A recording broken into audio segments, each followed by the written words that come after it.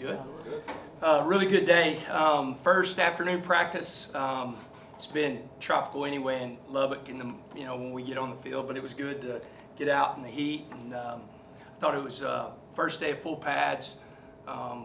Came out. We're in a point. I've told all of y'all. I went to Detroit and talked to Coach Campbell. One of the biggest things that he talked about was once you've got enough install in, just start attacking the situations. We had a lot of situational football. Started off with team compete, 2-minute drill, and it went back and forth.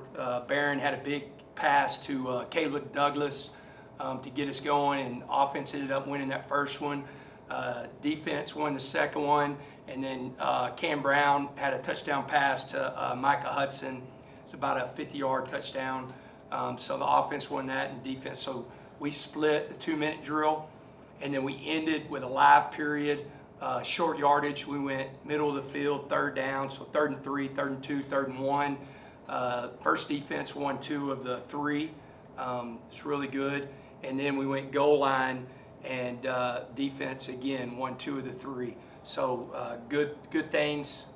Jaden Coffield was dominant during that period, which is good to see redshirt freshman play like that. The times that we did win, we had a couple big plays out of Jalen Conyer and Taj Brooks on the offense side of the ball. So really good stuff. Yesterday was red zone lockout. The defense won right at the end. I think it was like 18-16. First one to 18 wins.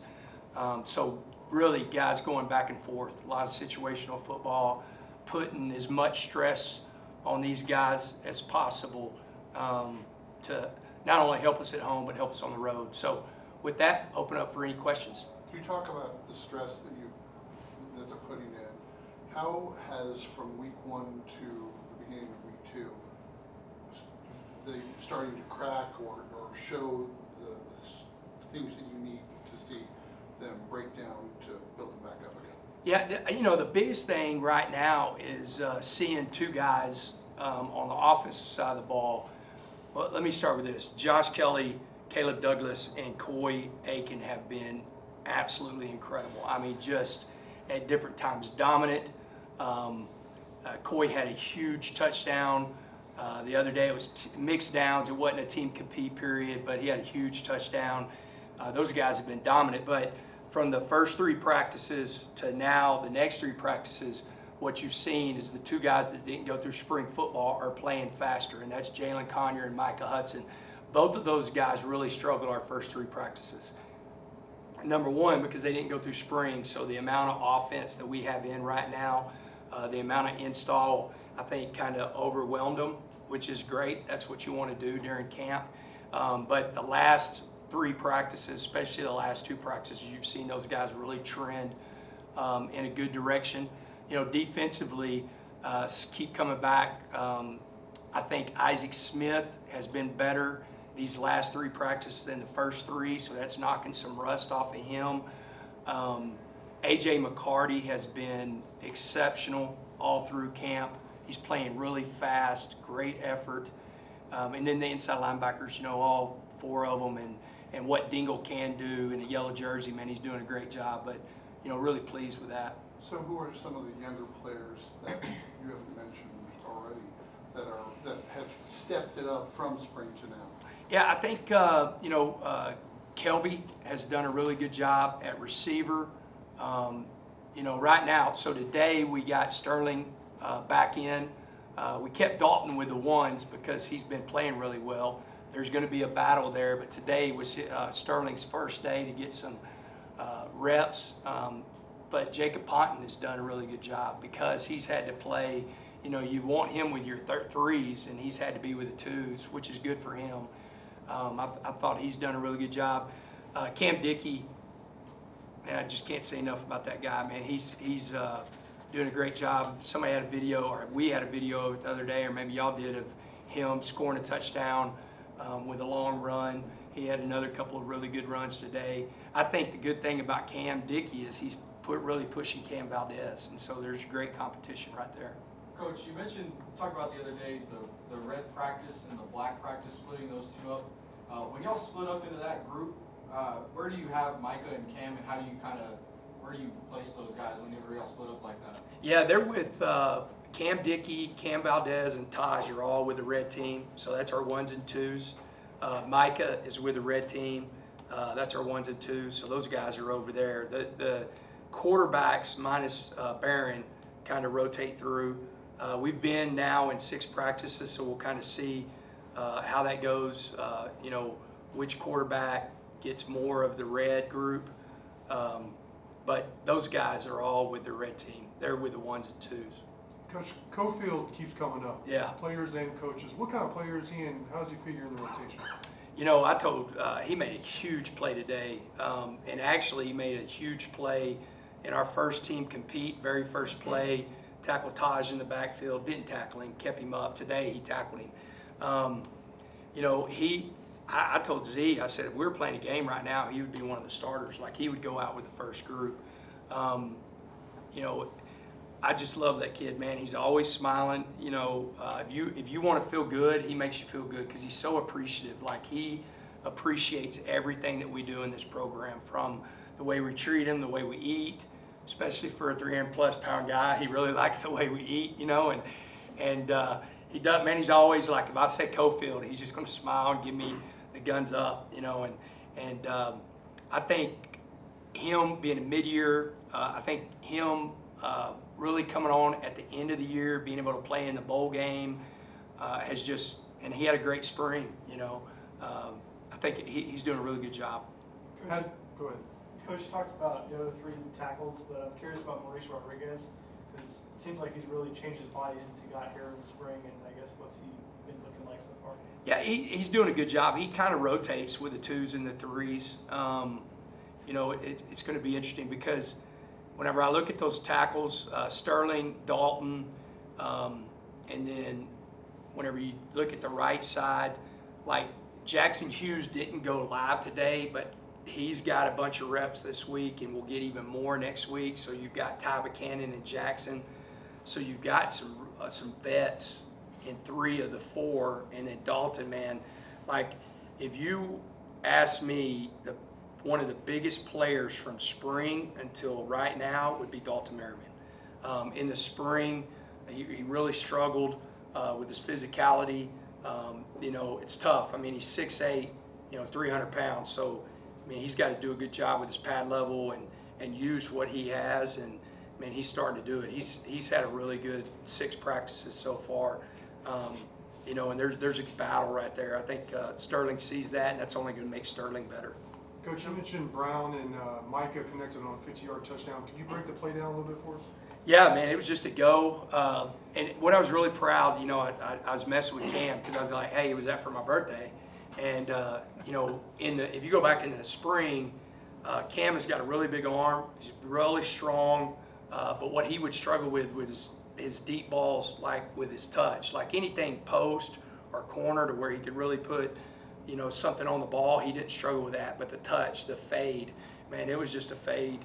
And what was great, we've had, like, we gave up a touchdown the other day. We blew a coverage. Caleb Douglas caught a deep ball on a post. This wasn't a blown coverage, man. It was, I don't know if it was Macho. I think it was Macho. And speaking of young guys, Macho was doing a great job. And he was right there with him. There was a battle, and Micah came up with it.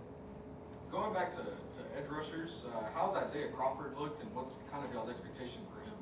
Yeah, he's doing a good job. Today was his, he didn't get as much in spring, and so today was one of his more full practices. He's doing a good job. It's just, with him being a redshirt freshman, man, there's some older guys in that room that are really, it's hard to push. I mean, it's hard to push Harvey Dyson right now. He's doing a good job. Joseph Adeda-Ray, because they're all Bs.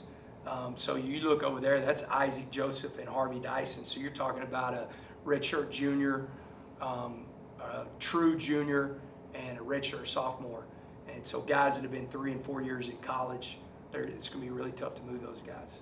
Coach, I know this isn't really, it's not you directly messing with this, but but you know what it's like being a high school football coach and how long it kind of takes to break down film and things like that. With you guys using the answers system this year, I know that's probably a Coach Connery thing, but being able to see some of those numbers break down in a blink and have it on an iPad on the sideline, be able to kind of have those numbers on hand.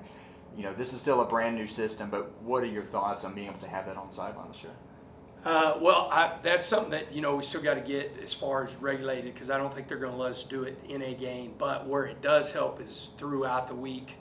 Anything that you can help GAs and QCs make their job quicker. Those guys spend so much time up here trying to get everything ready, spend so much time film breakdown, and that's going to help a lot. And it is being used a lot at the high school level. I know that Todd Mavis uses it at Lockhart. I know Lee Wigington uses it out at Allen. There's a good number of people. It just breaks down stuff so much faster. Joey, what did Trayvon Galvine do, and how long is he down? Ran in the pool, yes, it's ankle. Ran in the pool yesterday. He's still in a boot, so ran in the pool today. I think he'll be land running.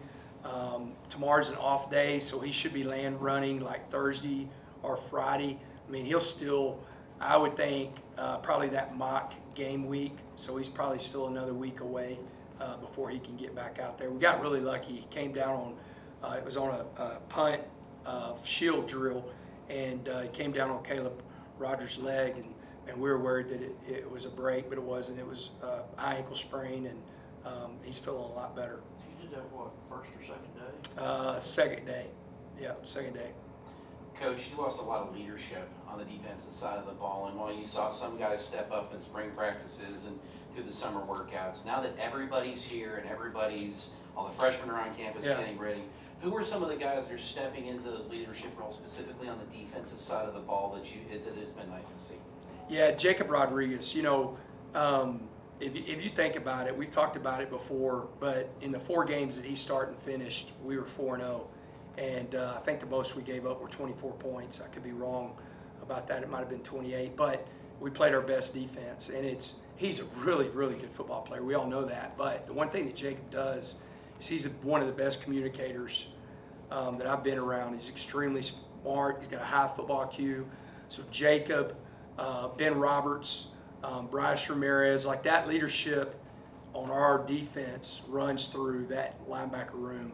CJ Baskerville's really stepped up in the secondary, but really, when you're talking about who the voice is on defense, it's those really 3 guys, and they'll be on the field a lot. As far as the linebackers go, like you were just talking about, I guess what progress have you seen from them on field, separate from just the leadership factor? Yeah, one of my favorites, I actually did a deal today with ESPN. It wasn't anything recorded, but it was for all of their sideline reporters. It was me, Dave Dorn, and Sam Pittman. And if y'all remember, Dave Dorn's the head coach at North Carolina State, and he asked me about Bryce. Bryce Ramirez last year played just because he was tough. Like, he was nowhere close movement-wise than what he was before the injury. And I think what you'll see right now is he's all the way back. I mean, his body movement right now is totally different than what it was last year. And in a really good area. I think seeing a lot out of him, and then the other 2 just continued to grow. I mean, just the thing about guys at linebackers, as many reps as you can get, how you can process the picture, see pullers, recognize play action pass, stuff like that. Those guys have gotten so much better. Got time for one more. You talked a lot about Micah's maturity level, what's kind of separated him. Is that kind of an example of how he could struggle a little bit early, having missed the spring, and then start figuring things out as quick as he has? Well, I think it has the guy. One thing that it has to do is the guy that just walked in the room, and Baron Morton. One of my favorite things about both of them. You're talking about somebody that's not totally changed. He knows that he's QB1, and he is the voice of this team in a great way. And so Baron has been extremely demanding with Micah. He's also been done a great job coaching him. It's fun to watch the interaction in practice. And I think, talking about the maturity level, most freshmen could not handle the starting quarterback in their face, saying, hey, this is what was called, this is what we have, and respond the way he does. But then also come over and ask good questions. it's funny. I know y'all saw it. Barrett and I were talking about it the other day, but there's a Jets video out there where it's Rodgers and it's Garrett Wilson. They're kind of going at it a little bit, and then they kind of shake hands. There's been some moments like that of a true freshman. They're like puppies, and most of them would friggin' just respond that way. And Micah, he's a pleaser. He understands. He wants to be good. He wants to be coached. He's one of the first guys in the building. He's not one of the first guys in the building because, like Taj trying to get ready. He knows that he's behind from the standpoint that he didn't go through spring football. And so he's one of the first guys in the building with juice. I think he's usually in there at 6:15, and they're going over the play sheet. So he's ready to go and practice. But I just like his response of the way he's being coached, not only by his coaches, but by our captains. What amount of maintenance or daily time in the training room is he getting? Is he? He's we've got a group. So the way we try to do it, and we talk about it all the time. It's pretty cool too. We use this in recruiting because Rabbit has been a rock star in some of his interviews with with the Cardinals, talking about he came from an NFL program, and that's one thing with us. So if you are banged up, if you missed a rep in practice, or you're a long-term rehab guy, like right now, McAlpin is kind of that guy. You're in the building at 5:45 with Mike, and you're getting all your rehab done. What we talk to our guys all the time about is being pros. Like, your body's the money maker, and that's where you're gonna make your money. So we set time throughout the day to be in there. So a lot of those guys, we start our day at 6:30. A lot of those guys are usually in the building at 6:30, so they don't have to have a team meeting till 7:40. So they're getting all of their recovery and everything like that. And then after practice, then tomorrow we're going to spend an hour and a half in a rotation of rec and recovery, mental. We'll have mental training for 30 minutes. We'll have, or about 20 minutes. We'll have mobility stretch for 20 minutes, and we'll have cold tubs and Normatec boots. And so they rotate those 3 rotations. We want that to become their routine. Taj Brooks is the best we have in the building right now. That's his routine, and everybody's starting to see that. Barron's another guy that's great. Barron's kind of forced in it. I'm glad he's kind of forced in it because it's only going to make him better for us in the long run, and it's going to make him better on Sundays whenever he gets drafted. What is mental training? I'm sorry, but No, man, it's awesome. So Dr. Weston and his groups for just absolutely incredible. Man, we're blessed at Texas Tech. We have 3 full-time sports psychologists, and like last night, all 3 of them were at the team meeting. Tonight at the team meeting, they're going to start the meeting with just visualization. So it's going through that. So you might have meditation because we do this every Thursday during the season. You might have meditation. You might have visualization. If we're really struggling in the 4th quarter, then they're going to talk how prep through the 4th quarter. It's just all game prep. And then what's great about them is you can make an appointment with them.